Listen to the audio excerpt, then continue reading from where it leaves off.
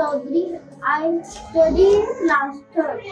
Today I speak about National Refreshment Day. National Refreshment Day is observed on the 4th Thursday of July every year. National Refreshment Day was first commemorated in 2015 by Traveler Beers. In 2015, the Register of National Day calendar declared the celebration to be observed annually on the 4th Thursday in July.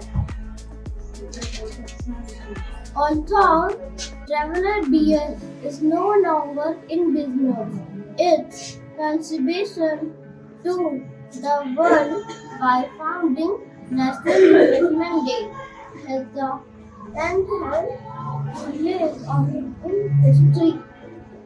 This day is celebrated to remind people that they can take out time from their busy schedules and enjoy themselves. The day draws our attention to much need distracting activities we need to do for peace of mind and a healthy body.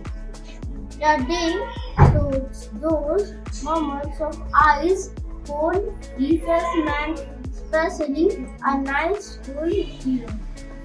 The day is celebrated in different and varied means, especially during the summer when temperatures are high and air conditions can always work. So grab one from the cooler or refrigerator in celebrations of National Day. Thank you very much.